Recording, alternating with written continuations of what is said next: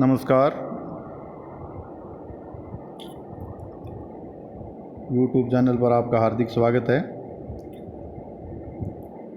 आज हम BA तृतीय वर्ष प्रश्न पत्र प्रथम में भक्ति काल के सामान्य परिचय में राम भक्ति काव्य धारा की विशेषताओं का अध्ययन करेंगे। जैसा कि आपको विदित है, ध्यान है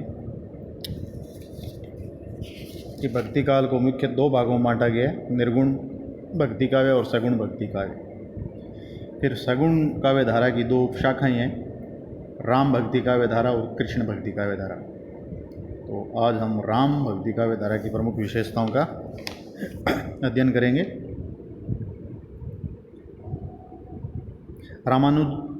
रामानुजाचार्य ने श्री संप्रदाय की स्थापना की और उन्हीं की शिष्य परंपरा में रामानंद ने राम भक्ति शाखा की स्थापना की और इनके अनुसरण में अनेक राम भक्त कवियों ने इस शाखा को विकसित किया।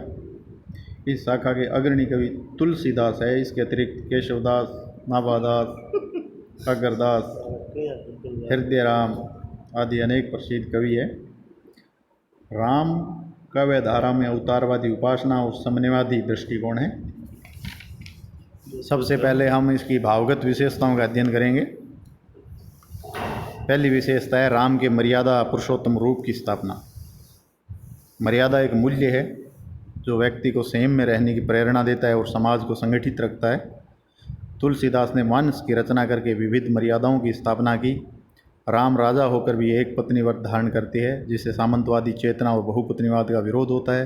राम का चरित्र समाज के विभिन्न रिश्तों का मर्यादित स्वरूप प्रस्तुत करता है। राम का राज्य ऐसा है जहाँ सुलभ पदार्थ चारी, राम राज विषमता खोई और नहीं दरिद्र कोई, दुखी न दीना जैसी स्थितियाँ।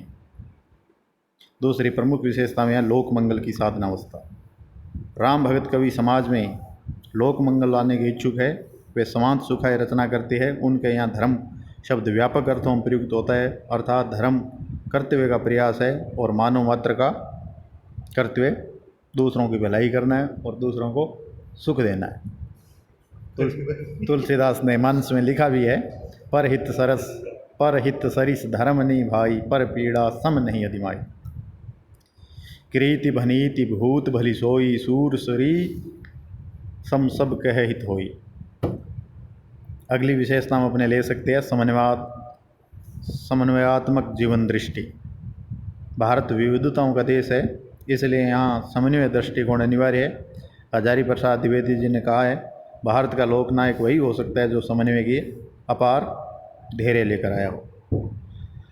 तुलसी ने समन्वय की चेष्टा की। उन्होंने विभिन्न धार्मिक पद्धतियों यथा सगुण, निर्गुण इत्यादि का समन्वय किया। तुलसीदास जी लिखती है, सगुण नहीं अगुण नहीं, नहीं कुछ भेदा, गावी श्रुति पुराण बुध बेता। शिव द्रोही ममदास कवा, ऐसो नर मोही सपने नहीं भवा। अर्थात ऊपर वाली पंक्ति में उन्होंने सगुण और निर्गुण का समन्वय किया है, और दूसरी जो नीचे वाली पंक्ति है शिवद्रोही ममदास का, उन्होंने शैव संप्रदाय और राम संप्रदाय दोनों का समन्वय किया है। अगली प्रमुख विशेषता में गहन राजनीतिक बोध। भक्ति काल में केवल राम परंपरा ने तत्कालीन राजनीतिक स्थितियों का मूल्यांकन किया है। एक अच्छा कवि सदैव समाज के लिए सोचता है। तुलसीदास ने राम राज्य की धारणा से प्रजातांत्रिक राजतंत्र की कल्पना की है, जहाँ व्यक्ति अपनी ज़रूरत के अनुसार उपलब्ध हो, तथा प्रत्येक व्यक्ति को उनकी क्षमता के अनुसार कार्य करना पड़े, और जहाँ प्रजा की सुविधाओं का राजा सदा ध्यान रखे।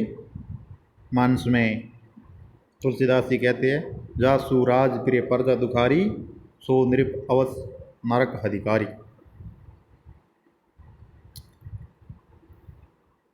अगली प्रमुख विशेषता है दास्य भक्ति। राम का चरित्र मर्यादाबद्ध है, वे पुरुषोत्तम है, इसलिए भक्तों ने उनके प्रति श्रद्धा, संयम और दासता के भाव प्रकट करते हुए भक्ति की। अपवाद स्वरूप कुछ रसिक राम काव्य रचनाकार भी वे, जैसे अगरदास, प्रयागदास, रामचरणदास। प्रयागदास का एक कथन उल्लेखनीय है। वहाँ पर कवि ने स्वयं को राम के साले के रूप में चित्रित किया है।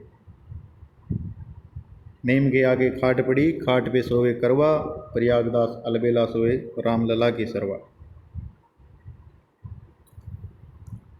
और अन्य भावगत विशेषताओं में आर्थिक समस्याओं की पहचान।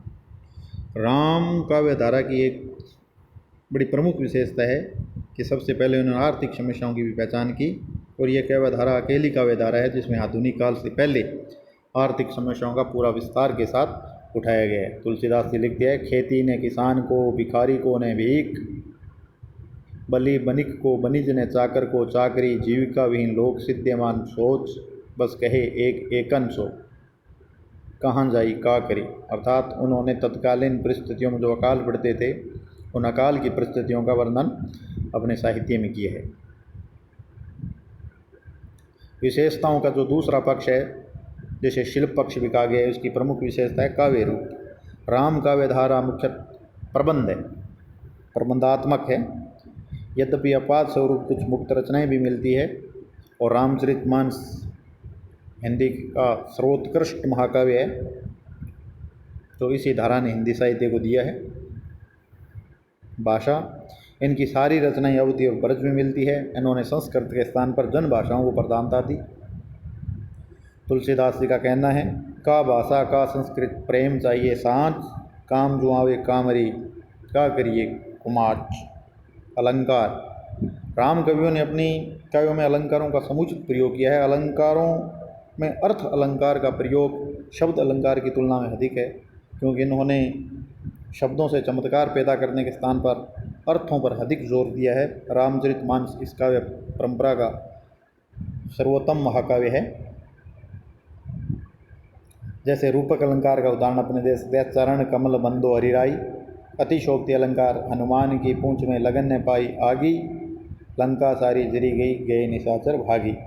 छंद, अधिकांश राम काव्य धारा के कवियों ने पद, दोहा, कुंडलियाँ, छप्पे, कवित्व, सवेया इत्यादि छंदों का प्रयोग किया है। इस प्रकार हम राम काव्य धारा की विशेषता के दोनों पक्ष, अभिव्यक्ति पक्ष या संवेदना पक्ष या भावगत विशेषताएं, और इसी प्रकार दूसरा शिल्पगत विशेषताएं, इनका अध्ययन कर चुके हैं। और इसी क्रम में हम आगे कृष्ण भक्ति काव्य धारा की प्रमुख विशेषताओं का अध्ययन करेंगे। तब तक के लिए इतना ही, धन्यवाद। और आपको इन नोट्स के जो PDF है वो व्हाट्सएप ग्रुप में समय समय पर मिलते रहेंगे। धन्यवाद।